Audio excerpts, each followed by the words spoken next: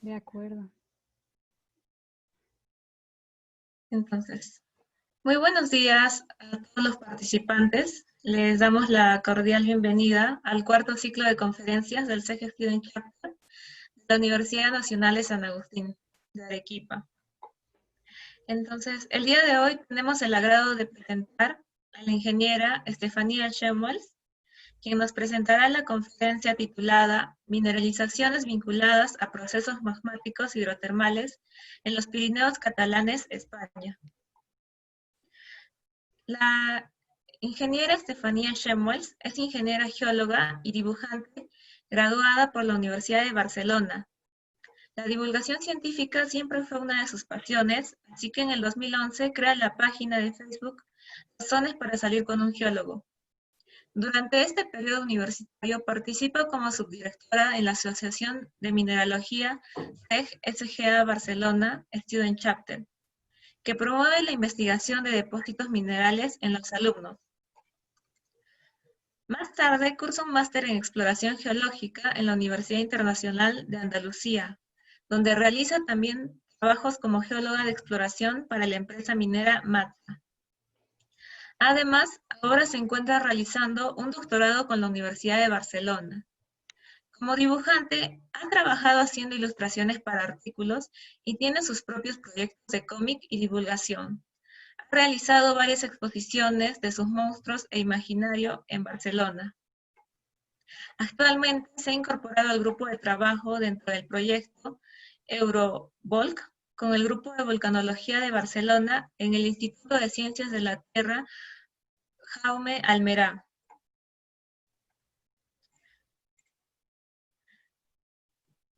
Bueno, ingeniera Mía, sea usted muy bienvenida, le agradecemos mucho por estar aquí el día de hoy. Entonces ya podemos dar inicio a la conferencia, le doy el pase para que pueda presentarnos. Bueno, muchas gracias por la invitación y bueno, Adelante, perdonad. ingeniera. Perfecto, estoy aquí. ¿Me escuchan bien? ¿Sí? ¿Me escuchan bien? Bueno, Sí, ingeniera, sí. vale, perfecto. Vale, que lo primero, muchas gracias por la invitación y bueno, y perdonen por los problemas técnicos que hemos tenido. Espero que la gente haya podido recibir el mensaje de que estamos aquí en Facebook retransmitiendo. Y nada, voy a comenzar otra vez desde el principio la presentación. Ingeniera, justo ahora creo que no la podemos escuchar. Vale. A ver, No, ¿qué todo sucedió? bien. Lo escuchamos, todo bien, ingeniera. No, Vale. disculpe. No, Ya me ahora está. sí, sí la escuchamos, ingeniera, disculpe, ha sido un problema mío. Vale, Ya, perfecto. Pues voy allá otra vez. ¿Sí? ¿Me ya, escuchas? disculpe, ingeniera, puede empezar con su presentación. Bueno, que estoy aquí eso para realizar esta charla, mineralizaciones vinculadas a procesos magmáticos hidrotermales en los Pirineos catalanes en el noreste de España. Si la gente que no pueda estar, pues ya nos verá luego por YouTube y por Facebook. Bueno, nada, esas cosas. Y bueno, haciendo esta presentación, preparando esta presentación, me he dado cuenta que tanto que dentro de lo que he ido estudiando siempre he tenido algo que ver con todo lo que es magmático, volcánico, así que ha sido bonito darme cuenta ahora intentando preparar esta presentación, ya que era más de cara a los depósitos, a los yacimientos minerales. Yo me formé para eso, pero no lo he ejercido luego. Entonces, con esto me da un poco cuenta que siempre he estado vinculada al mundo magmático volcánico, ya sea por depósitos o ya sea por lo que estoy haciendo ahora, que es geoquímica isotópica, circones, dataciones y todo esto. Y bueno, vamos a seguir por aquí, así que lo que primero voy a hacer va a ser hablaros de todo ese, digamos, proceso en el que me he ido formando para ser geóloga de exploración y que al final ha resultado en otras cosas. Y os voy a explicar un poquito mi experiencia dentro de eso. Así que voy a hacer un repasito aquí por, digamos, mis primeros años en lo que fue mi carrera, ¿no? Mis estudios que iban a ser enfocados más que nada a la mineralogía, a los yacimientos y todo eso. Así que allá por tercer o cuarto curso, en 2012, durante mi carrera, formé parte de un grupo de alumnos y doctorandos que intentaron de alguna manera formar el el primer Student Chapter de la SGA en Barcelona y se formó y todo fue súper guay. Hicimos nuestro primer workshop, luego el segundo. En 2013, por ejemplo, yo entré a formar parte como vicepresidenta del Student Chapter. Entonces, cuando me invitaron para hacer esta charla, pues la verdad es que me dio en el corazón y dije, vale, para allá que voy, porque realmente organizar todo esto es potente, ¿no? Con el Student Chapter de Barcelona, que ahora es de la Economic Geology también, ahora es SGA, SEC. Entonces, con el Student Chapter de Barcelona hice, digamos, mis primeras participaciones en congreso y poco a poco esto me ayudó muchísimo en el currículum, ¿no? Para ir rellenando el currículum, para ir teniendo experiencia. También era la persona que hacía los pósters oficiales en el primer póster de Pegmatitas, el workshop de Pegmatitas que hicimos, que fue el primero que hicimos. Este fue mi primer póster para el Student Chapter. El segundo workshop que hicimos fue de depósitos asociados a magmatismo ácido el siguiente año. Luego aquí también podéis ver una muestra de mis facultades como posteróloga para realizar una serie de actividades que íbamos realizando a lo largo del año, como esta charla de High-Tech Metals, o también organizamos cineforums para poder cohesionar el Student Chapter y que todos nos conociéramos y hiciéramos actividades y nos riéramos un poco de las películas que están relacionadas con todo lo que es la geología y todo eso. Y bueno, ahora me encuentro yo haciendo un doctorado en otra cosa que no tiene nada que ver, pero todo esto me ha ayudado para digamos, conseguir donde estoy ahora, así que eso es perfecto. Y vamos, después de esta presentación, vamos a empezar la charla. El título, como os he dicho, es Mineralizaciones vinculadas con procesos magmáticos hidrotermales en los Pirineos catalanes. Y la verdad es que quise mirar en la zona en la que estaba haciendo mi doctorado y encontré el tipo de yacimientos que estaban vinculados al magmatismo y al vulcanismo de la zona, porque yo no estaba muy familiarizada con ello, ¿no? Y me topé que por casualidad mis rocas favoritas eran las que estaban más directamente vinculadas con estos plutones graníticos que estoy estudiando ahora. Pero vamos a empezar un poco desde el principio. A grandes rasgos, en lo que respecta a procesos ígneos, tenemos dos ambientes principales de mineralizaciones, ¿no?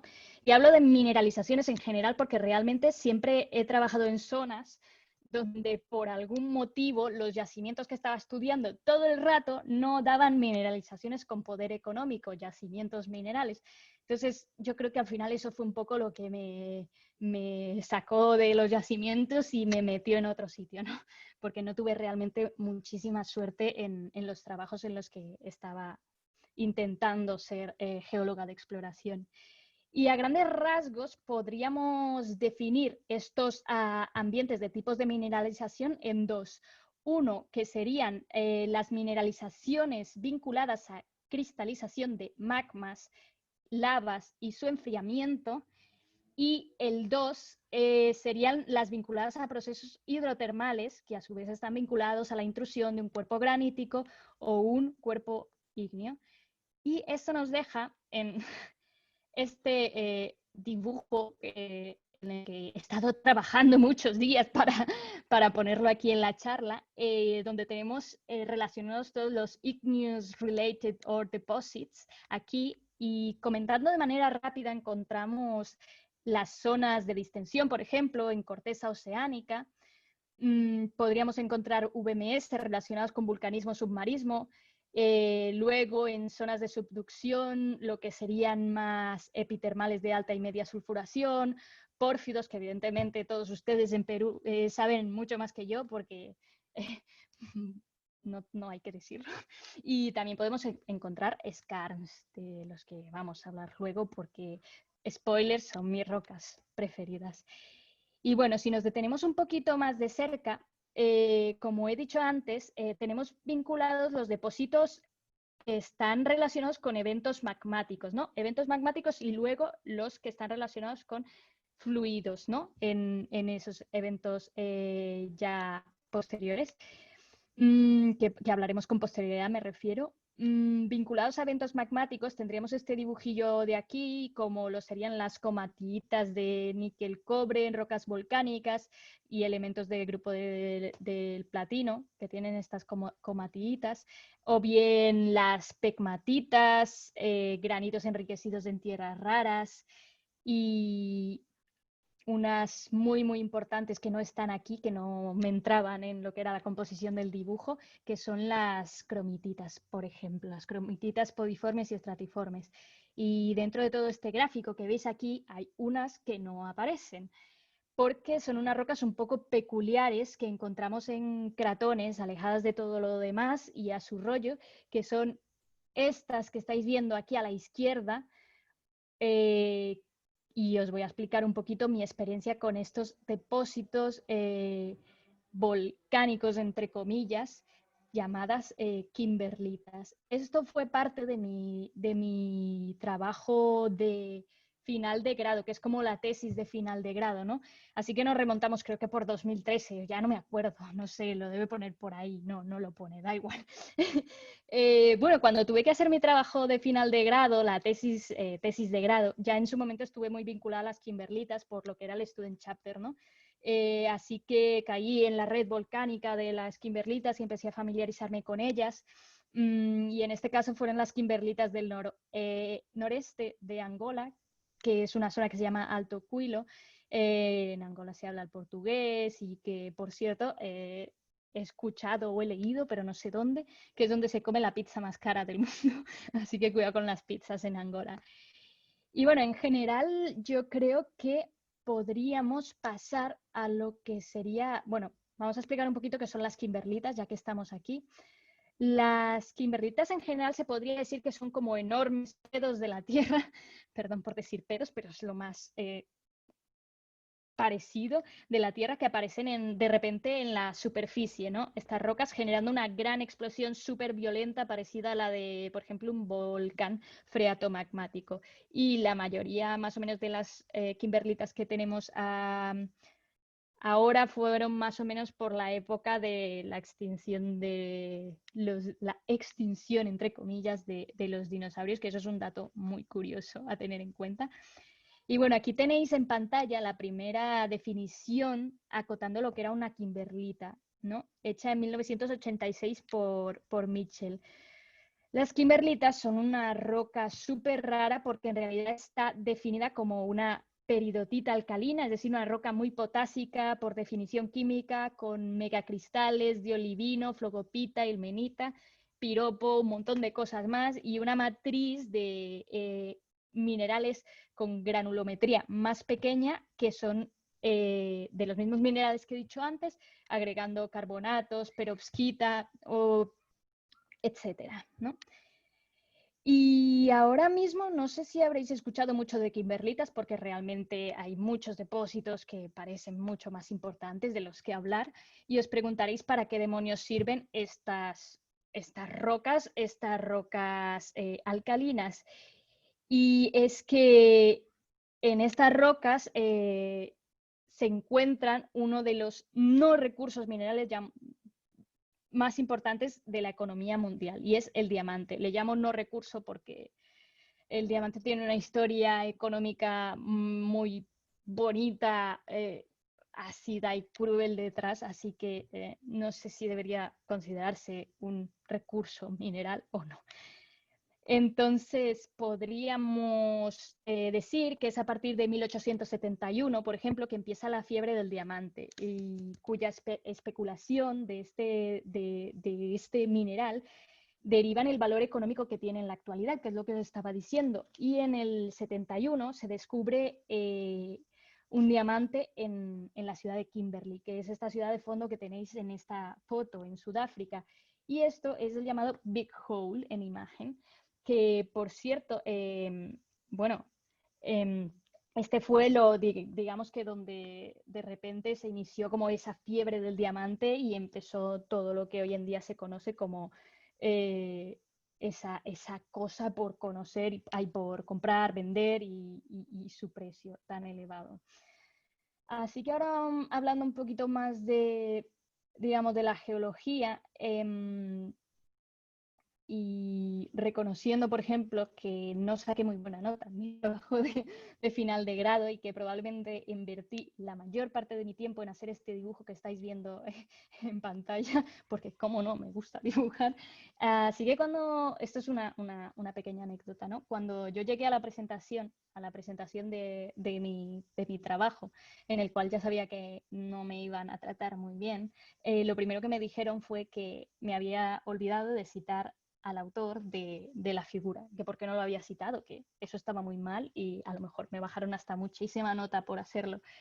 Y la verdad es que de repente les dije, no, es que el dibujo lo he hecho yo. Además me sentó muy mal que me lo dijeran porque era como, no confiáis en que ese dibujo lo he hecho yo, lo tiene que haber hecho alguien por ahí más profesional o qué, es lo mejor que tengo en mi trabajo, ¿por qué me decís que no lo he hecho yo?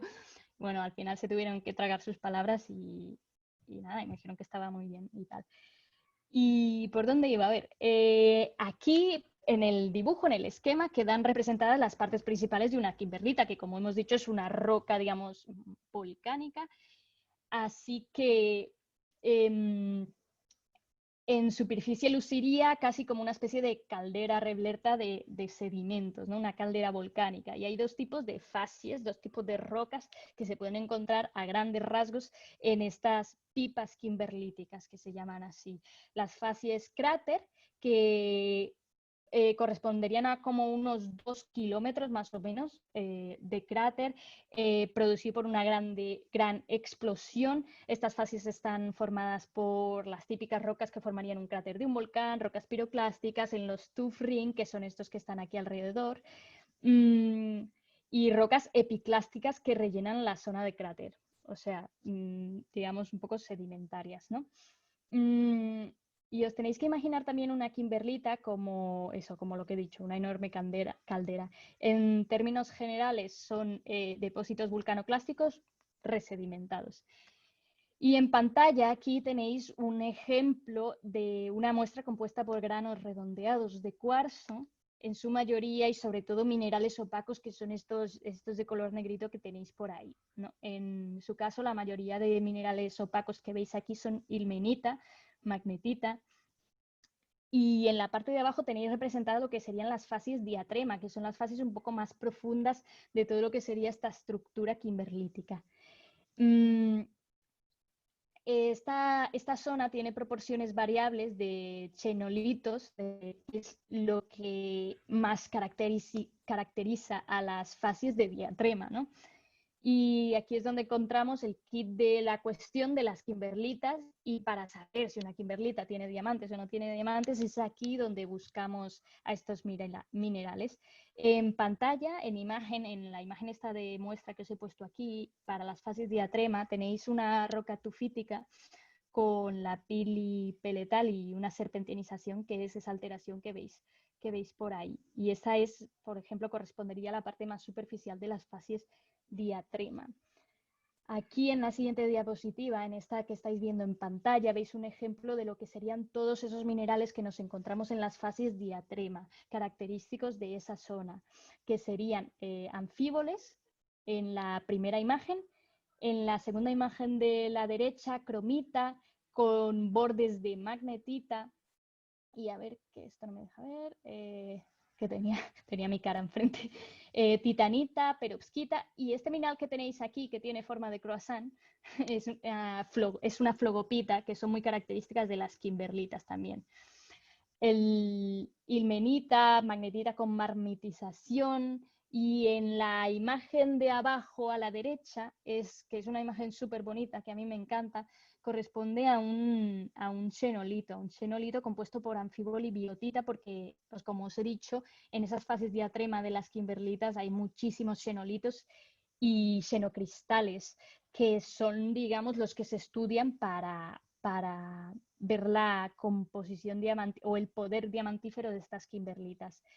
Y para ello se estudian los minerales indicadores del diamante, que son estos que os he retratado aquí. Estos minerales son muy importantes, en la mayoría de casos se presentan como xenocristales dentro de la zona de las fases diatrema, Y el estudio de estos minerales, su geoquímica, su petrografía, quién aparece con quién no aparece con quién, gráficos y todo lo demás puede ayudarnos a establecer si tenemos en este caso una kimberlita que podría contener diamantes o una kimberlita que no los podría contener y así de ese modo hacer una prospección geológica y trabajar como geólogos de exploración buscando diamantes.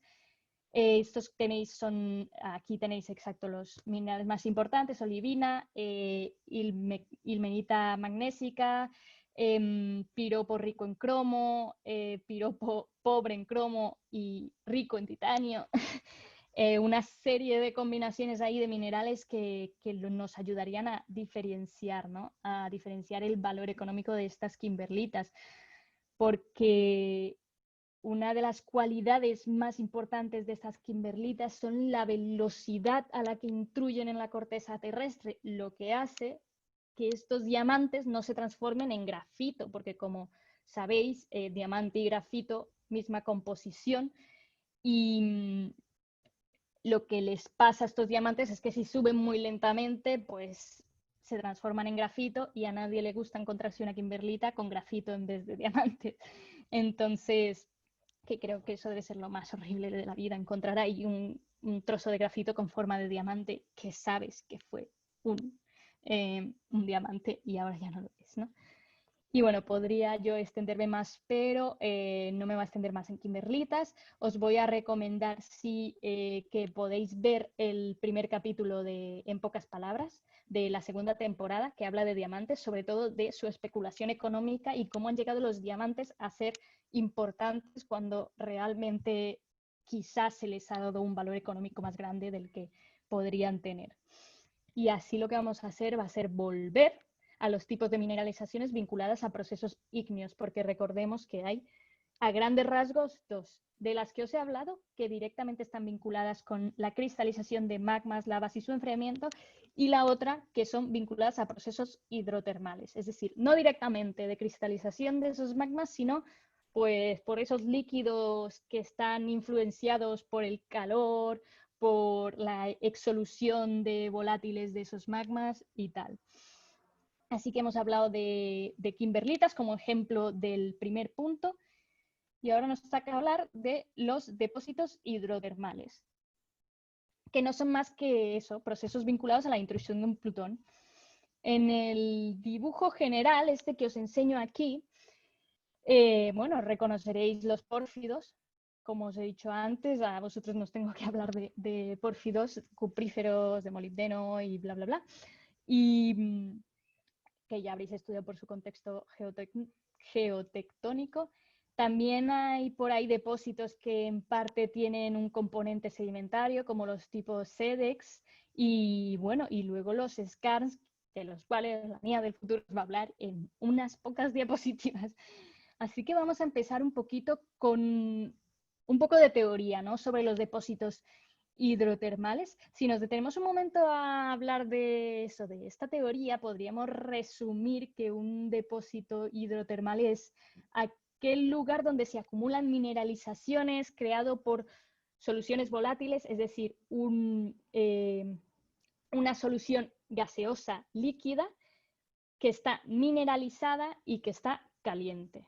Fluido mineralizado, caliente, con composición gaseosa líquida, y estos fluidos circulan por debajo de la Tierra, porque si fueran por encima de la Tierra, pues ya serían otras cosas y bla, bla, bla. Y en general hay tres factores que van a controlar en potencia la creación de una roca hidrotermal. Uno es el origen de los fluidos, principalmente magmáticos, pero recordando que existen las rocas de caja por donde van a intruir estos granitos y por donde van a circular estos fluidos, ¿no? Entonces la mayoría de depósitos poseen un valor isotópico de roca de caja y de roca magmática, así que esto hay que tenerlo muy en cuenta, porque esto también nos lleva al camino, ¿no? Que es otro de estos factores. El camino es el sitio por donde van a pasar estos fluidos, la roca de caja, las grietas, las fracturas. Y esto También se verá reflejado en el contenido de elementos, si está empobrecido, enriquecido en ciertos porcentajes por donde haya pasado de tipos de elementos, estroncio, potasio, vanadio, un montón de cosas. Esto es súper importante. Y luego nos vamos a que vamos a necesitar un remanso de paz y tranquilidad para que estos minerales queden atrapados, es decir, una trampa, y que de repente tengamos una acumulación anormalmente superior a lo normal, generando un futuro depósito, un futuro yacimiento donde pueda eso ser explotado de manera económica. Como hemos hablado, un factor también muy importante para el hidrotermalismo es la temperatura de los fluidos, ¿no? Los cuales rondan rangos que van desde los 27 hasta los 700 grados, así que es un rango súper amplio para lo que es todos los depósitos hidrotermales, y como hay muchísimos otros factores que entran en juego, pues esto ya va jugando y va determinando diferentes tipos de hidrotermalismo. Vamos a pasar por aquí a los ambientes. Si hemos hablado de lo que necesitamos para hacer un depósito hidrotermal, que la temperatura es muy importante, pero también tenemos diferentes ambientes según la profundidad en la que tengamos esa intrusión, esa circulación de fluidos. Entonces los he clasificado un poquito así a grandes rasgos en profundos, medios y superficiales. En los profundos, por ejemplo, estarían caracterizados por la existencia de una deformación dúctil de la roca, ya que evidentemente a más profundidad, más presión litostática y evidentemente, como hay más presión, los fluidos circulan con mayor dificultad, ¿vale? No hay tanta porosidad, no pueden pasar, entonces esos fluidos no van a llegar muy lejos, la cual cosa, todas las mineralizaciones relacionadas a zonas profundas, a plutones profundos, van a tener una mineralización muy cercana a ese plutón granítico, ¿no? Por esa profundidad y esas características de las que os he hablado. En cambio, si nos vamos a ambientes intermedios, donde podemos encontrar una deformación frágil, donde las rocas están más consolidadas, donde hay más huecos, porque hay más fracturas, porque una roca cristalina se fractura con mayor facilidad, por ahí van a circular más fluidos, ¿no? Por toda esa porosidad, por esas fracturas, lo que va a hacer pues, que ese tipo de mineralizaciones pues, se vaya y tenga un rango de expansión más fuerte que los ambientes profundos. Y bueno, y en este ambiente pues se forman estructuras así como rollo, como filones grandes de cuarzo,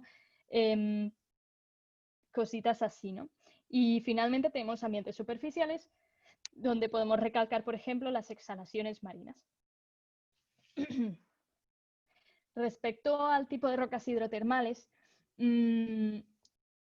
tendríamos diferentes tipos según el lugar donde se formen, ¿no? Porque también tendríamos, por ejemplo, en zonas de relleno, que serían minerales que precipitarían en esas grietas, en esas fracturas, en esa porosidad, en zonas frágiles por donde pueda circular y donde pueda quedar atrapado ese fluido cargado de mineralización, ¿no? Es como sería como un efecto de geoda, ¿no? Luego tenemos el tipo de roca que se forman por reemplazamiento, en los que podría hablarse como de metasomatismo, en el que minerales ya existentes se alteran a otros, y finalmente tendríamos la precipitación directa. Y todo esto, acabamos un poquito esta teoría de hidrotermales, en los que evidentemente he hecho como un súper resumen para no liarme mucho y para no entrar en modo Dios de depósitos hidrotermales, porque tampoco soy una súper entendida, pero a todo esto le tenemos que añadir factores súper importantes como son la oxidación, el pH, la fugacidad de oxígeno, cosas que eso os tenéis que leer, porque realmente eso ya conlleva como ahí ponerse tranquilamente a leer de qué van todas estas cosas. Así que aquí os dejo como no hemos acabado, ¿eh? Pero vamos a acabar la teoría de lo que son los depósitos hidrotermales. Os dejo este pequeño gráfico en el que se ve de una forma muy a grosso modo lo que necesitaríamos para formar un depósito hidrotermal. Primero necesitamos una roca intruyente, que es esta que tenéis aquí abajo, que sería un granito, por ejemplo, un mecanismo motriz que haga mover estos fluidos, por ejemplo, la presión, una vía de circulación focalizada, una fractura, una grieta, una porosidad, y evidentemente digo focalizada porque no es lo mismo que el oro pase por 400 ríos que canalizarlo solo por un río y luego canalizarlo por un pequeño canalito donde lo vamos a recoger. Es decir, crear una trampa para que eso precipite en mayor proporción. Después tendríamos el agua caliente, evidentemente, que está calentada por ese Plutón, una vía de escape, fracturas, un mecanismo de precipitación, que aquí ya entraríamos con la química pura, y evidentemente la carga de plutones, de solutos, la carga de solutos que tengamos, es decir, los elementos de la tabla periódica que se hayan metido en ese fluido que está circulando por ahí. Y ahora vamos a regresar un poquito a este gráfico, donde os voy a hacer un pequeño apunte a lo que serían los Volcanic Host, los VMS, relacionados con eso, con vulcanismo submarino, y en este caso con mi experiencia un poquito con los sulfuros masivos, que esto ya fue cuando yo iba a realizar, cuando yo estaba realizando mi máster, en el que me fui a especializar en geología de exploración, y en el que estuve trabajando en una empresa minera para ver cómo iba la cosa y para ver ya si me metía en el mundo de la exploración minera, y eso fue hace 4 años más o menos. Tuve mi historia con ellos. Yo estuve haciendo prácticas en Matsa, en la mina de Aguas Teñidas, que es una mina que se encuentra en la faja pirítica ibérica, en la zona suroeste de España, en Huelva, en lo que sería la región de Huelva. Y bueno, es uno de los depósitos más grandes de cobre de Europa, estos que se hallan relacionados con la faja pirítica, así que a nivel europeo tienen una importancia muy fuerte. Sabemos que todo lo que es cobre, el líder es Latinoamérica por todos los pórfidos cupríferos, pero a nivel europeo las minas que hay en la faja pirítica han representado históricamente incluso, y actualmente no tanto, pero históricamente han representado un gran volumen de las exportaciones de cobre, ¿no?, en Europa. Así que vamos a empezar por aquí. Yo tenía que realizar estos trabajos de exploración dentro de lo que sería un brownfield. Un brownfield es una exploración dentro de un proyecto minero ya establecido. Lo contrario de greenfield, creo que es, no me acuerdo, algo parecido. Así que los trabajos en esta mina partían de que se había hecho un vuelo geomagnético en la zona, donde se veían una serie de anomalías en partes de la concesión minera. Entonces ellos lo que querían era mirar todas esas anomalías que habían y determinar si podían haber depósitos de cobre y polimetálicos que pudieran ser explotados. Es una mina subterránea de galerías, entonces ellos querían como expandir esta explotación, y tenían que mirar esta serie de anomalías que habían surgido. Entonces aquí entré yo con unos compañeros de prácticas a hacer esta serie de tareas que tenéis aquí en pantalla: sondeos de campo, emplazamiento de sondeos, testificación, muestreo, geofísica, todo esto para determinar si esta anomalía que se encontraba en una zona que ellos llamaban Angelita podía ser susceptible de ser explotado a nivel económico, ¿no? El contexto geológico, como ya os he hablado, esto está en la faja pirítica ibérica, a ver, que no me veo aquí con mi cámara, aquí. Estaríamos en Aguas Teñidas, no sé si lo podríais ver, estamos aquí a la derecha, muy cerca de la flechita del norte. Aguas Teñidas es estas mineralizaciones que están por ahí, que comprenden todo lo que sería la faja pirítica ibérica, delimitada en rojo. Esta faja pirítica ibérica está formada por pizarras y cuarcitas, el complejo vulcano-sedimentario, que sería prácticamente con el que están relacionadas estas mineralizaciones, y un grupo de pizarras y graubacas, a grandes rasgos, para no extenderme mucho. Esta zona está situada en Andalucía, entre Andalucía y Portugal. La frontera de Portugal está por aquí, que tienen la mina, por ejemplo, de Neves Corvo, que es una mina súper importante a nivel de explotación. Y para que lo sepáis un poquito, contexto histórico, por ejemplo, el contexto histórico de esta zona fue muy importante en épocas romanas y ya incluso antes. Por ejemplo, los romanos se sabe que generaron la barbaridad de 9 millones de toneladas de escoria de fundición, solo de escoria de fundición para extraer cobre, ¿no? De toda esta zona, que es una barbaridad. Incluso ya de más antiguo se explotaba la malaquita para extraer el cobre, lo cual ha dejado la zona prácticamente sin malaquita, o sea, ya no hay malaquita aquí porque los romanos se la llevaron toda. Y todas estas mineralizaciones de las que estaríamos hablando estarían situadas en el complejo vulcano-sedimentario, que es ese del que os he hablado, y relacionadas con pizarras y con rocas volcánicas ácidas, como son las dacitas y las riodacitas. Aquí tenéis, por ejemplo, un corte en el que yo realicé como coloqué todos los sondeos que estaban disponibles, que estuvimos testificando, se colocaron en un programa que nos enseñaban a utilizar, y a partir de ahí lo que hacíamos, a partir de ahí lo que hacíamos era relacionar todas las litologías y crear como un corte geológico. Vimos que en la parte esta que estáis marcada aquí con cuadros está marcado un stockwork que comprendía mineralización de cobre, y luego unos sulfuros masivos que no tenían una potencia muy grande, ¿no? Aquí, a ver, vamos a pasar aquí. Aquí veis un ejemplo de esos sondeos que teníamos que testificar en estas prácticas en las que estuvimos. Esto es un stockwork. El stockwork está caracterizado por ser así como una red de fracturas, de zonas de debilidad por las que circulan estos fluidos mineralizados. Y aquí esto que veis aquí es un stockwork de cobre bueno, de calcopirita y pirita. Y a la derecha tenéis ya los sulfuros masivos, que son ya más potentes. Y aquí me tenéis a mí testificando en esta sala, que sería la de digamos, donde se hacían estos trabajos de prácticas. Y bueno, al final acabamos determinando realmente con todos estos estudios que esta zona de Angelita no era explotable económicamente.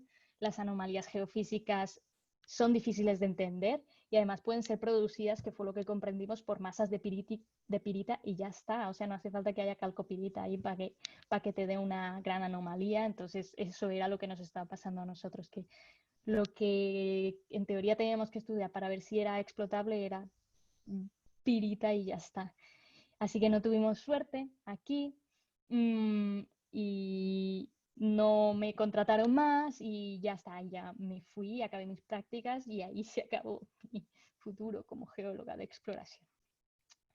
Y vamos a volver un poquito a este gráfico, a este también, porque realmente ahora en la actualidad, vamos a pasar a mi presente, por ejemplo, ya, en el que me he metido de lleno en mi doctorado, y lo que hice fue intentar relacionar lo que yo estaba haciendo con mi doctorado con, de alguna manera, algún depósito, yacimiento que yo conociera, y de repente me di cuenta que mis rocas favoritas estaban relacionadas con estos plutones que yo estaba estudiando para saber sus edades.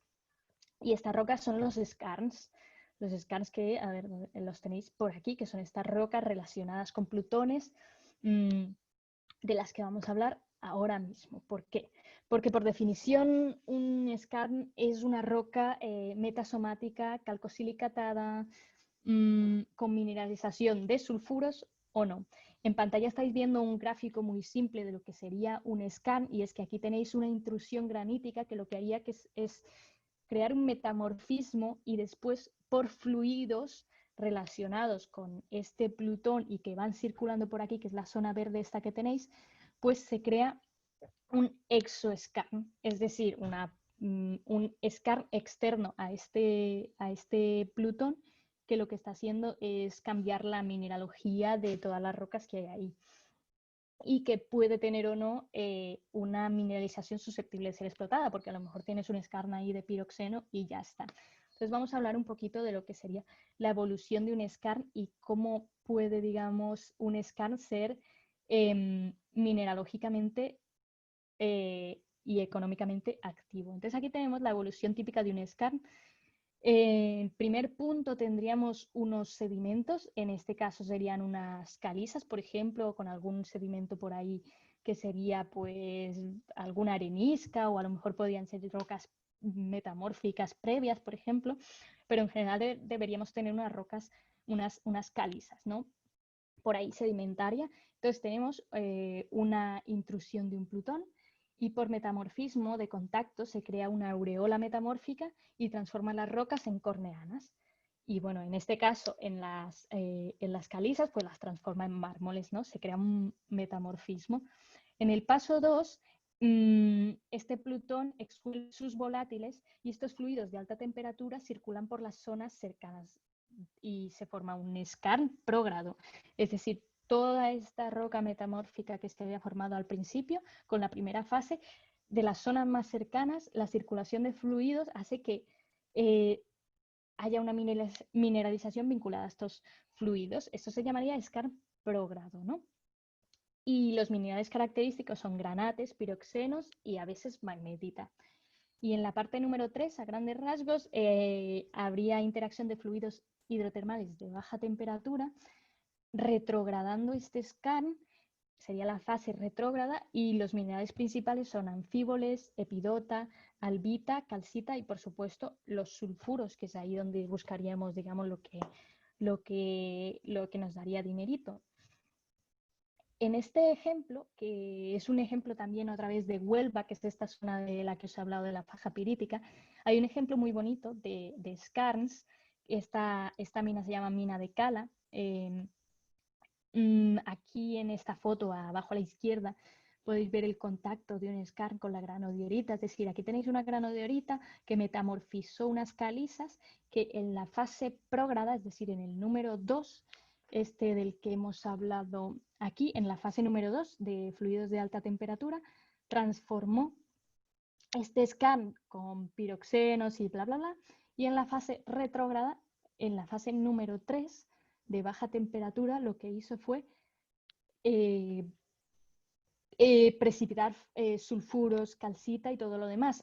Tenéis aquí un ejemplo muy bonito en la parte derecha donde se ve el skarn de piroxenos y de granates, unos granates que están en el medio y que están siendo un poco asediados por calcita, por epidota y por pirita, que sería la última fase, ¿no?, de retrogradación de este skarn. Y en la actualidad, que es donde yo me hallo, aquí tenéis, por ejemplo, mi plan después de todo esto que hemos hecho, que ha sido la teoría de los skarns, pues ahora os voy a poner en contexto con lo que sería mi zona de trabajo. Yo no estoy haciendo ahora lo que sería lo que os he dicho, estudiando estos yacimientos. Yo más que nada estoy, digamos, estableciendo modelos termodinámicos de cristalización magmática, de mezcla, de asimilación, datando zircones para saber cuál es el rango de edades de zircones y de plutones y de rocas volcánicas de la zona de los Pirineos, pero entonces ya ahí ya me metí un poquito más a intentar entender estos skarns que estaban vinculados a estos plutones que yo estaba estudiando.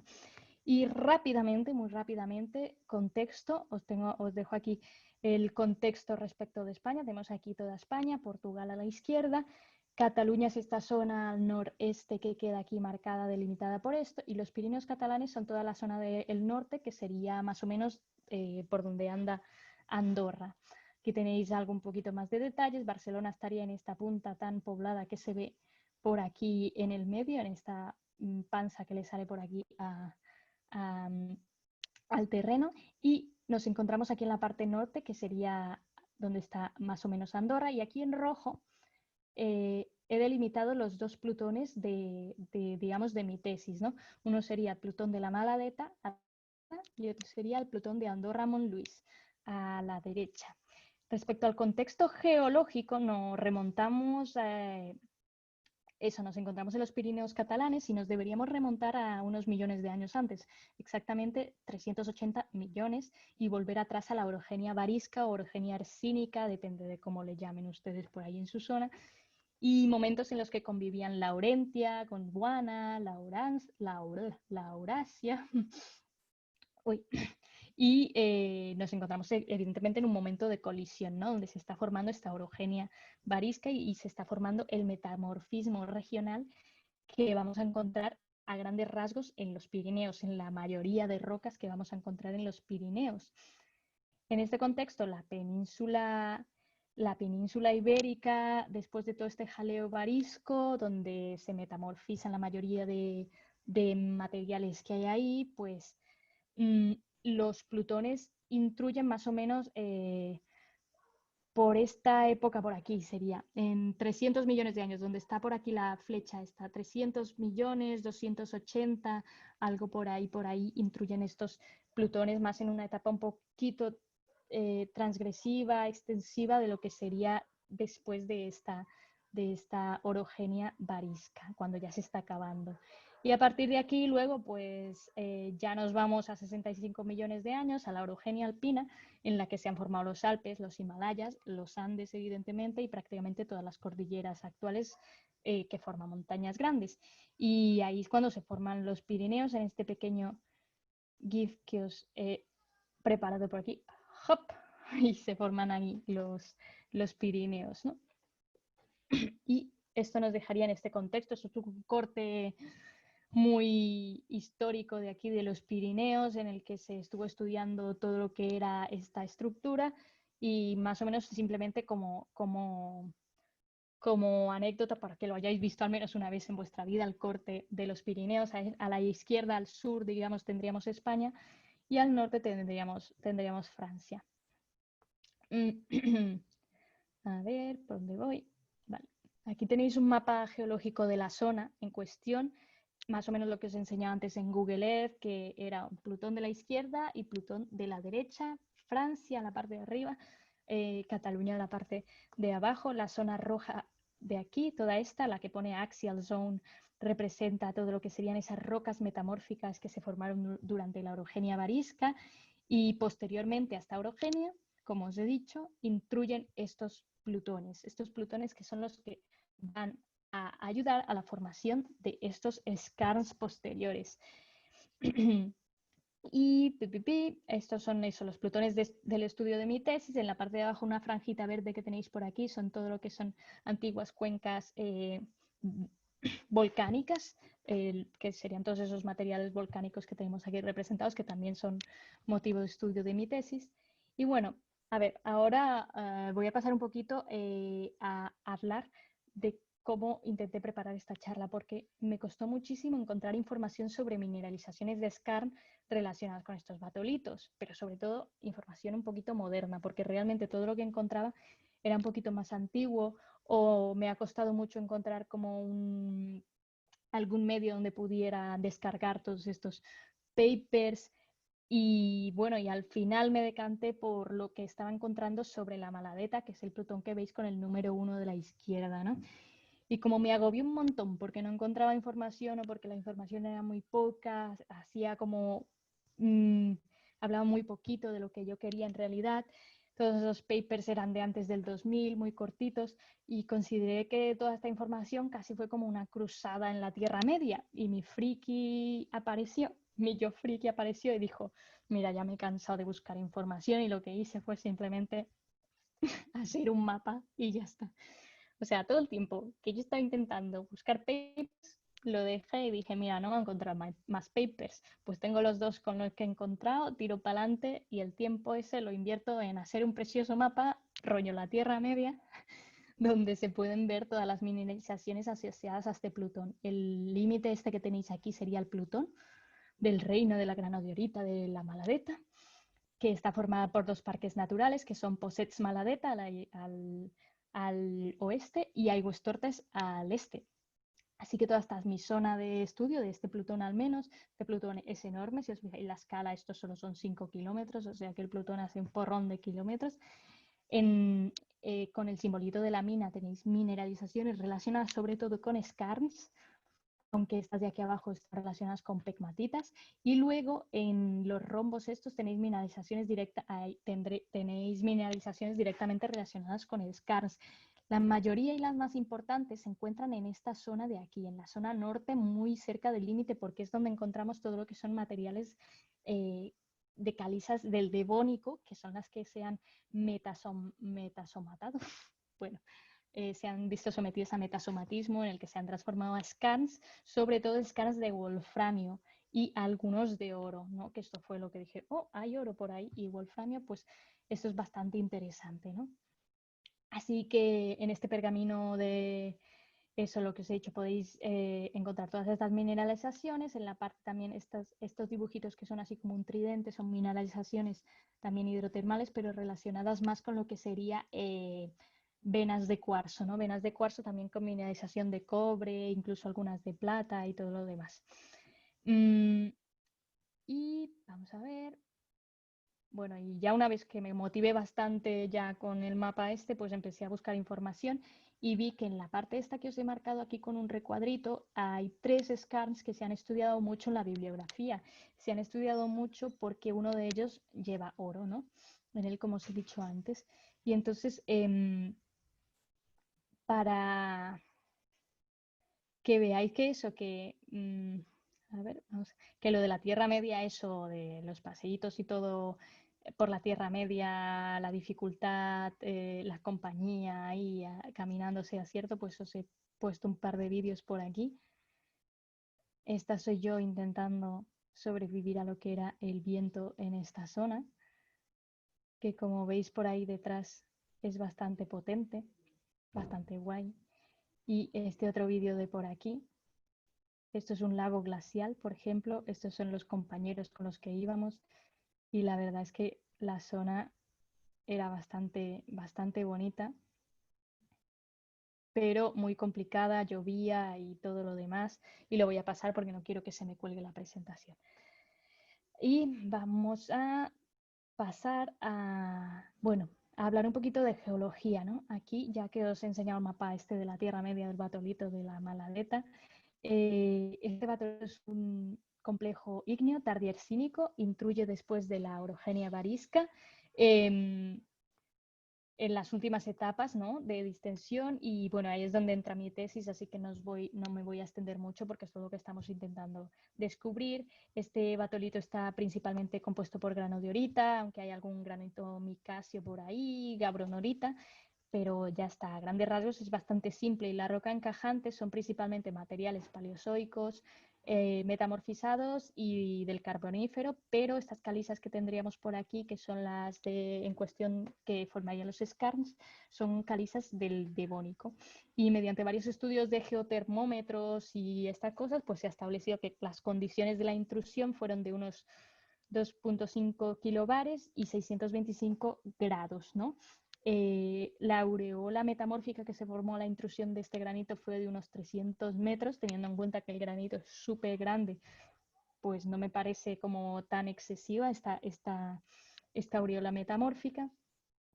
Y aquí vamos un poquito más a el caso que os he dicho, ¿no?, de estos 3 cuerpos de skarn principales que se han estudiado en esta zona. Aquí tenemos otro mapa en el que se ve aquí en esta flechita, debajo de esta flechita, la forma del Plutón de la Maladeta, y en la parte norte donde están situados estos skarns.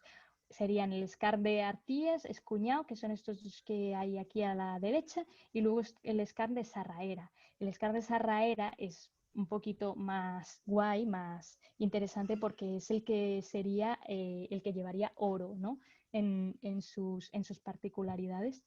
Entonces estos 3 personajes son los que han estudiado un poquillo más en la bibliografía. Y se han hecho, en este caso, los estudios, lo que querían era diferir entre cómo podíamos saber si un skarn es fértil en oro y otro no es fértil. Así que se vuelve a entrar en el juego de, uno, la paragénesis mineral, de ver la relación que tienen estos minerales, que ya hemos visto en lo que os he hablado de kimberlitas, y luego la geoquímica isotópica de de estos minerales, de los minerales que estarían en el scan.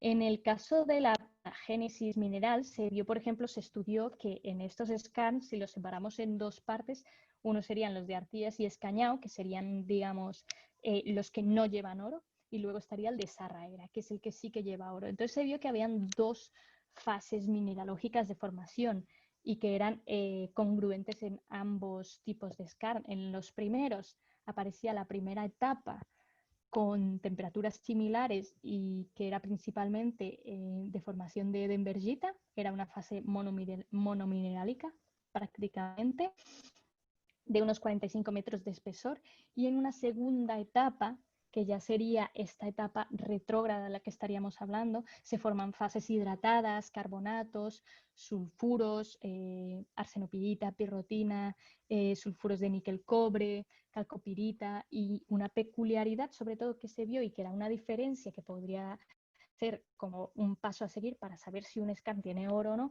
es que en el que tenía oro no había axinita, que la tenemos por aquí en la lista, mientras que en el de Artigas Escañao, en los scans estos que no tienen oro, sí que había axinita, sí que había precipitado esta axinita. Entonces aquí se vio un poco que podía ser algo para entender esto de los scars, ¿no? Aquí, por ejemplo, tenéis una serie de fotografías sacadas de estos trabajos en los que se ve, por ejemplo, en la figura A algo muy bonito, que es el límite cuando intruye este granito, se crean las corneanas, ese borde negro que se ve ahí, y está en contacto con las calizas, ¿no? Que es aquí donde se ha estudiado un poco ese metamorfismo de contacto. Si veis aquí es muy pequeña la zona de metamorfismo de contacto. Luego tendríais, por ejemplo, una cosa muy interesante, y es que en la figura I de aquí abajo, en luz reflejada, se ve arsenopirita, bismuto nativo, joseíta y oro nativo, que es lo que estaban buscando en estos scans, y esta es una foto del scan de Sarraera, ¿no?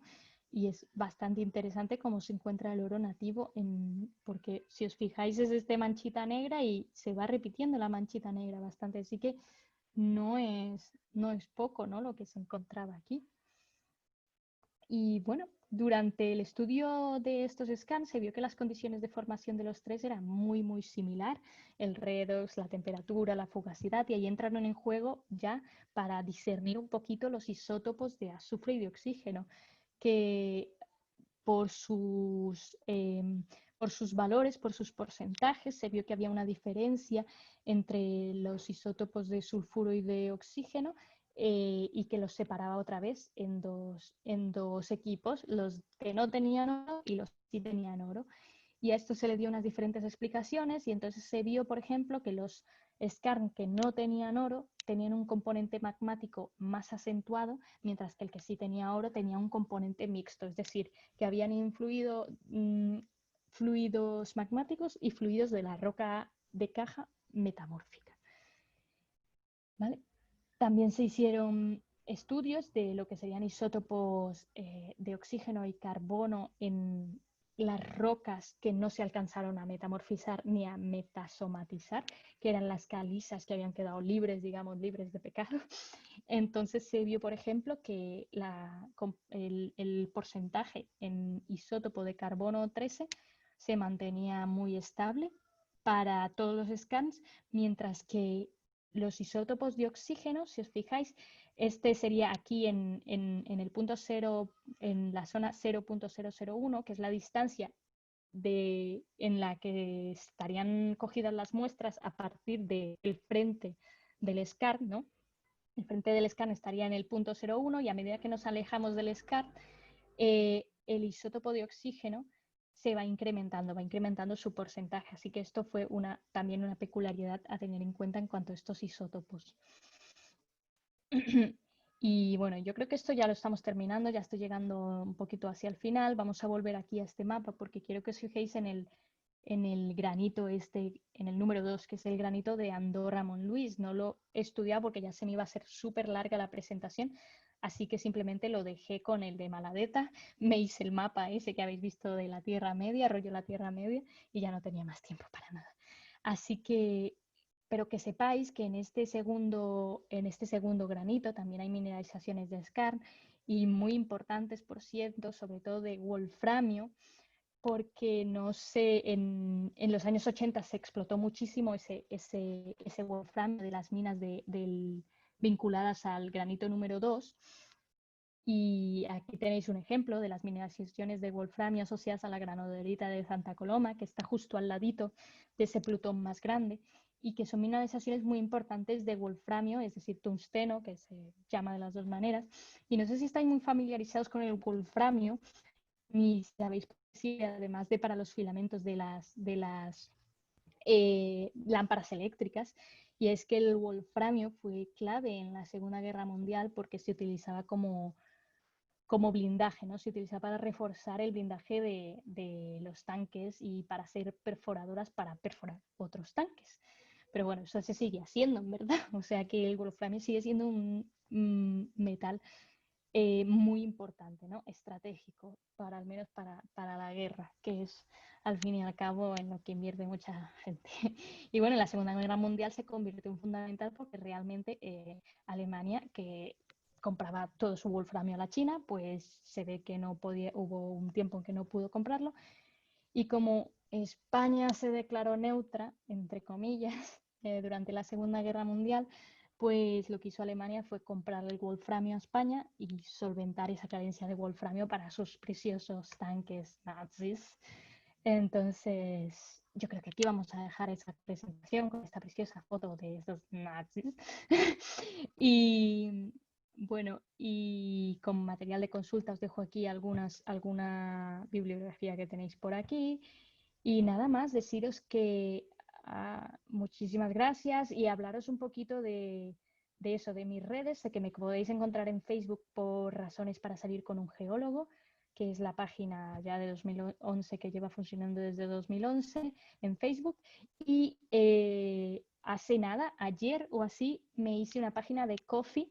Ko-fi, os explico, es una plataforma en la que, bueno, yo hago todas estas presentaciones por amor al arte un poco, ¿no? Y por la divulgación científica y todo lo demás. Entonces, si en algún momento queréis colaborarme con algún cafecito, como digo yo aquí en esta plataforma, la plataforma lo que hace es que tú entras y invitas a un café a un artista. Ya sabéis que los ilustradores y todo eso trabajan con café para no dormirse y todo lo demás, así que esta página ha sido fundada para eso, para que con una pequeña aportación de un café, de lo que cuesta un café, pues podáis ayudar a vuestros artistas a mejorar su material, a mejorar su capacidad para tener tiempo para dibujar y todo lo demás, el tiempo que se invierte, el dolor de cabeza, el dolor de manos, las horas de no dormir, así apoyáis un poquito, ¿no? Entonces os dejo aquí eso, esa página que es fi.com y /salir con una geóloga. Allí os metéis y podéis hacer la aportación que queráis. Y yo creo que ya está, ya puedo dar paso a los amigos del chapter porque yo, por mi parte, ya he terminado. Ok, ingeniera, primero agradecerle por el trabajo que ha hecho y por la exposición también que ha estado muy bonita. Y ahora, si le parece, vamos a pasar a la ronda de preguntas. Perfecto. Entonces, invitamos a los participantes de Facebook a que puedan dejar sus preguntas en los comentarios y la ingeniera va a estar respondiendo a sus preguntas. Perfecto, aquí voy a estar respondiendo.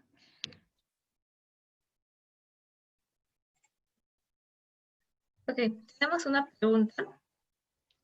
Vale, voy a intentar responderlas porque yo no soy súper experta, así que si me preguntáis del mapa, voy a responder todo lo que queráis. Okay. Vale, dime, adelante. La primera pregunta es, ¿cómo fue el comportamiento estructural en cuanto a mineralización de Sarrajeta? ¿Puedes repetirla, porfa, que no te he escuchado muy bien? Ok. ¿Cómo fue el comportamiento estructural en cuanto a mineralización en Sarrajeta? El comportamiento estructural. Pues la verdad es que esto del tema estructural, como habéis visto un poquito, se remonta a lo que era la orogenia varisca, ¿no? Entonces ahí el tema estructural es como súper lioso porque luego se sobrepone otra orogenia. Entonces ahí sí que en el tema estructural no tengo ni idea, porque ahora mismo también nosotros estamos estudiando cómo se emplazaron esos granitos, ¿no? Un poco. Y la verdad es que lo estamos estudiando un poquito. Y como tampoco estamos mirando mucho lo que sería vinculado a los depósitos de skarn, a ese metamorfismo, estamos simplemente con el emplazamiento de granitos. Entonces, el tema estructural no tengo ni idea, la verdad. Bueno, un poquito, pero no exactamente.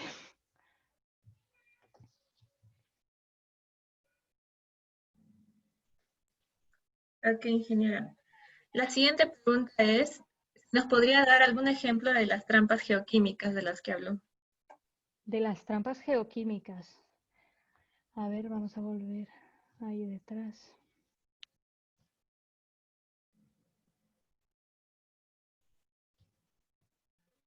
A ver.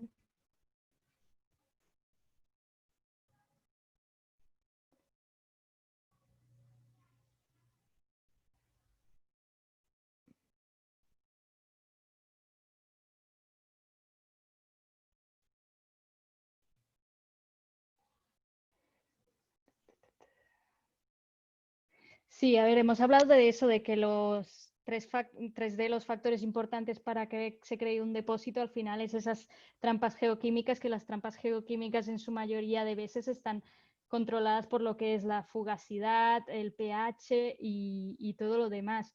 Lo que pasa es que en el lado, en la parte de lo que sería más química pura de depósitos hidrotermales vinculados a las condiciones de redox, yo no soy la persona adecuada para hablaros de esto, pero sí que es verdad que en cuanto a trampas geoquímicas, lo que os he hablado del sistema focalizado, sobre todo, que está por aquí, a ver, la vía de circulación focalizada es muy importante, porque sería como cuando tenemos un yacimiento de petróleo, ¿no? Que puede ponerse en trampas que son anticlinales, en zonas que son de falla, que son susceptibles para que se cree ese yacimiento. Entonces, en el caso de las trampas, yo os podría hablar de que una cosa muy importante es esa zona de circulación focalizada, para que esos minerales puedan precipitar o puedan quedarse entrampados,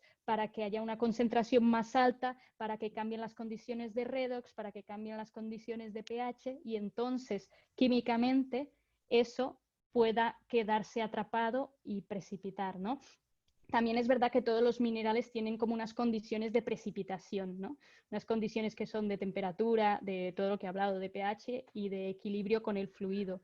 Entonces, todo esto va muy en consonancia con la pregunta de las trampas geoquímicas, pero sí que sé que hay diferentes trampas geoquímicas, ya tipologías, pero no lo sé yo responderte directamente. Que se me cae. Listo, pasamos a la siguiente pregunta. Nos dicen, ¿podría ampliar sobre la presencia de actinita en el scan? A ver, en la presencia de actinita te cuento que, a ver,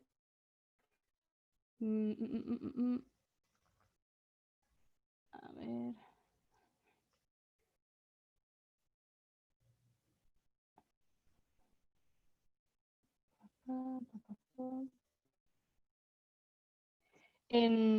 aquí en la bibliografía que os he puesto, me parece que es en este paper, en el del 92, en el que puedes encontrar un poco más de información sobre esta mineralización de actinita, porque no lo explica demasiado bien, solo dice que se han hecho estudios y que parece que en un scan sale y en el otro no. Entonces aquí puedes encontrar un poquito en este de Original Fluids Involving de bla bla bla, de Cardellac en el 92, y creo que en el del 96 también puedes encontrar algo sobre la actinita más a fondo. Ok, ingeniera. Bueno, y la última pregunta sería, si acerca del SCAR, si presenta alteraciones propiamente y si se puede considerar la zona prógrada como una alteración. A ver, la zona prógrada al final es un metasomatismo, ¿no? Un metasomatismo que lo que está haciendo es cambiar las características de lo que ya hay, agregando un poco con el fluido que llega. Entonces, yo no sé si podría considerarse como una alteración, no sé si se considera el metamorfismo una alteración. No. El metamorfismo no es una alteración, es un cambio, ¿no? Entonces no creo que se pudiera realmente considerar ese scan progrado como una alteración, sino más bien la parte ya retrógrada, ¿no? Que creo que es la que se considera como una alteración posterior. Esa es mi opinión, al menos, ¿eh? Ya, y bueno, nos preguntan también qué recomendación daría a los geólogos jóvenes que recién comienzan en la geología.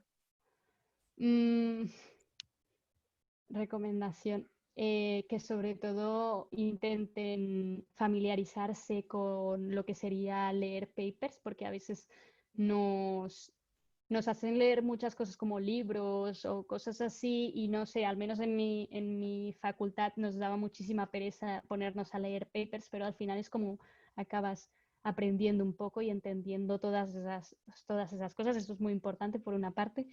Y por otra cosa, que al final os vais a tener un poco que especializar. O sea, sé que a veces entramos y nos gustan un montón de cosas, pero estaría bien que a lo mejor fuerais tomando un poquito de contacto con lo que os queréis especializar luego, porque luego a lo mejor llegáis en algún momento del futuro cuando ya estéis acabando y no vais a tener ni idea de... Pero bueno, eso tampoco es muy importante porque realmente yo iba a ser geóloga de exploración y acabé siendo otra cosa. Entonces, simplemente también otro consejo es un poquito no desesperar con lo que venga después, porque ya se dará un poco. Y bueno, y que tengan paciencia con la situación actual y tal, y que aprovechen a lo mejor estar en casa para intentar, que en casa a veces a lo mejor tenemos un poco más de tranquilidad o no, pero intentar aprovechar esos momentos en casa para, no sé, para aparte, por ejemplo, de estudiar geología, pues estudiar geología de una manera que a ti te venga bien. Por ejemplo, a mí me viene bien estudiarla haciendo dibujos, entonces mezclando esas pasiones me entran las cosas en la cabeza. Así que al menos estos son un poquito algunos consejos.